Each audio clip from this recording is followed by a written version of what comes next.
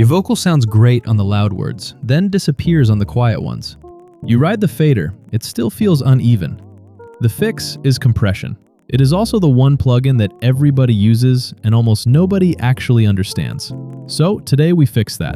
By the end of this, you will get it, and you will have exact settings to start from.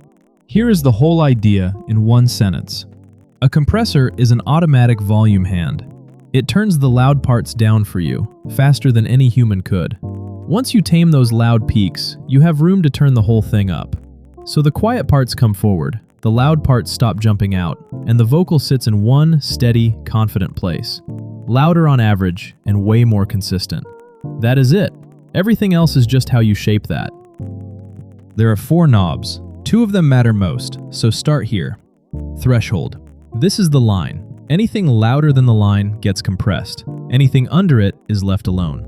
Set the threshold high and only the biggest peaks get touched. Pull it down and more of the vocal gets worked on. You are just deciding where the volume hand starts doing its job. Second knob, ratio. This is how hard you squeeze anything above the line. At 3:1, for every 3 decibels that go in over the threshold, only 1 comes out. At 1:1, nothing happens. The higher the ratio, the firmer the grip. For a vocal, 3:1 to 4:1 is your bread and butter. Watch the gain reduction meter while you set it. You want it moving about 3 to 6 decibels on the loudest words. That is control you can feel but barely hear. Now the 2 knobs that separate a good mix from a muddy one: attack and release. Attack is how fast the compressor clamps down once you cross the line.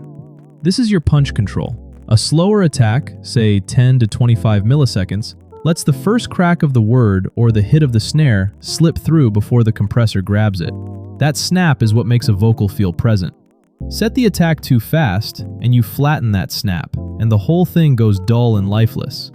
So slow attack keeps punch, fast attack tames it. 10 milliseconds is a great sweet spot for vocals. Release is the opposite.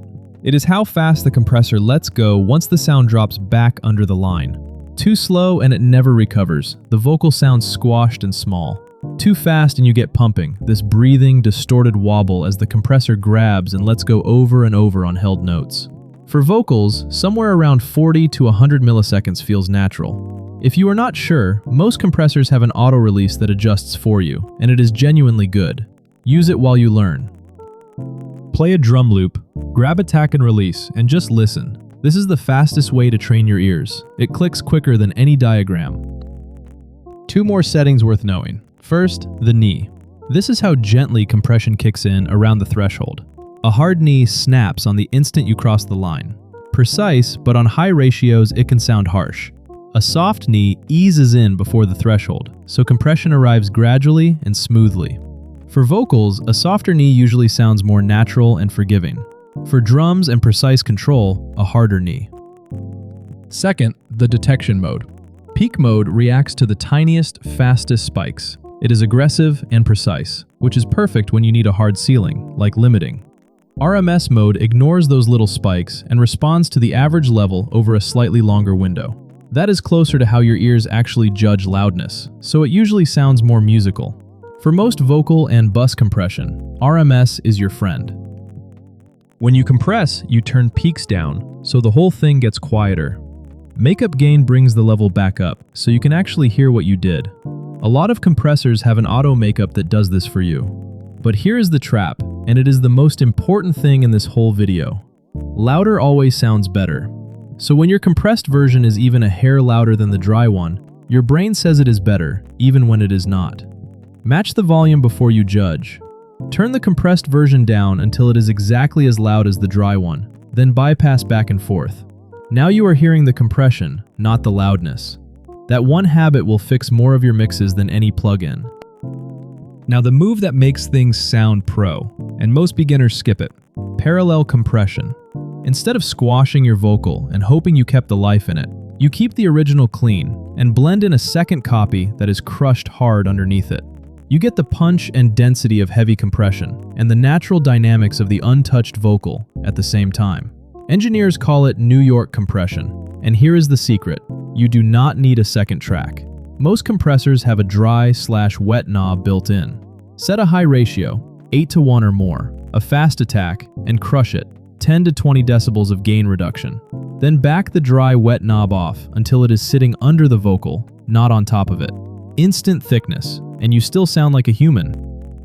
So here is where to start on a lead vocal. Ratio 3:1. Attack around 10 milliseconds so you keep the punch. Release about 60 milliseconds or auto. Pull the threshold down until you see 3 to 6 decibels of gain reduction on the loud words. Soft knee, RMS mode. Then if you want it thick, add a touch of parallel with the dry wet knob. Copy that, then trust your ears and adjust. Quick recap. Compression is an automatic volume hand.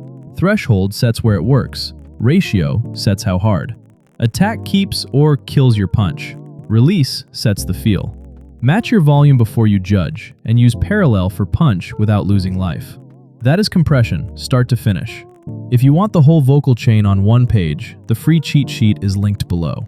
And next week we are tackling why your mix sounds muddy. So subscribe and I will see you there. That is the sauce.